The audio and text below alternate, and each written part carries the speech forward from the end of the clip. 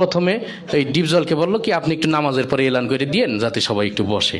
তাই ডিপজল নামাজের পরে তার মতো করে এলান করতেছে এইভাবে, ইনশাল্লাহ ভাই বাকি নামাজের পরে মসজিদি মানে কিনের কথা হইব। ওই মুসল্লি তোরা গলতে ববি, নাইলে কিন্তু সানডে মানডে ক্লোজ করে দিব, কয়া দিবা লাছি। তো সবাই তো ভয়ে বসে গেছে, সর্বনাশ যেই লোক এলান করছে না বসলে তো খবরই আছে। তারপরে ওই প্রথম যে ইমানের বিষয়টা, কালেমার বিষয়টা দেওয়া হলো মিশা সওদাগরকে, যে আপনি একটু কালেমার বিষয়টা আপনার মতো একটু সাজাই গুছাই বলেন। তাই মিশা সওদাগর কালেমার বিষয়টা বলতেছে এইভাবে, আমরা দু চোখে যা কিছু দেখি আর না দেখি সব আল্লাহ সৃষ্টি মাখলুক। মাখলুক কিছু করতে পারে না আল্লাহর হুকুম ছাড়া, আর আল্লাহ সব কিছু করতে পারে মাখলুক ছাড়া। তাই যাই হোক সে তার মতো করে বলে গেল। তারপরে নামাজের বিষয়টা ডিপজলকে আবার দিল, যে আপনি একটু নামাজের বিষয়টা আপনার মতো করে বুঝাই বলেন।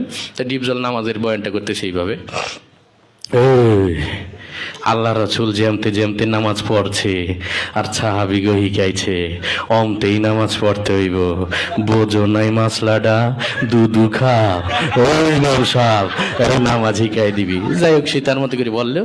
তারপরে জিকিরের বিষয়টা দিয়ে হলো কাবিলাকে, যে আপনি একটু আপনার মতো করে কি জিকিরের বিষয়টা একটু বুঝাই বলেন। তাই কাবিলা জিকিরের বয়ান করতেছে এইভাবে, ওর হালতে মাওলা পাকে জিকির তোমার দিলের ভিতরে টাস টাস দিয়ে বাজতে থাকবে। জিকির হইলে যদি তুমি কবরের ভিতরে হান্দাইতে পারো তাইলে তো বাইসি গেলা, আর জিকির না হইলে কবরে হান্দাইলে ফেরেশতারা তোমার 14 শিকের ভিতরে হান্দাই দেবে। যাই হোক সে তার মতো করে বলে গেল। তারপরে একরামুল মুসলিমিন, মুসলমান পরস্পর হৃদ্যতা ভালোবাসা, এটা দিয়ে হইলো নায়ক ওমর সানিকে। তো ওমর সানি তার মতো করে বুঝাই বলতেছে এইভাবে, একজন মুসলমান আরেকজন মুসলমানের দুঃখ কষ্ট ভাগাভাগি করে দেওয়ার নাম একরামুল মুসলিমিন। চৌধুরী সাহেব, আমরা গরিব হতে পারি, আপনার মতো বদদিন নই। আমি গত মাসেও 3 তিল্লা দিয়েছি। যাই হোক সে তার মতো করে বললো। এরপরে ওই সহিনিয়ত, আমরা যা কিছু করবো একমাত্র আল্লাহকে রাজি খুশি করার জন্য করব, এটা দেওয়া হইলো নায়ক মান্নাকে। মরহুম মান্না এসে তার বয়ানটা করতেছে এইভাবে, আমরা যা কিছু করব পৃথিবীর কোনো মানুষকে খুশি করার জন্য করব না, সবকিছু আল্লাহকে রাজি খুশি করার জন্য করব। যাই হোক সে তার মতো করে বলে গেল। এরপরে তাবলিগের বিষয়টা দেওয়া হলো নায়ক রুবেলকে।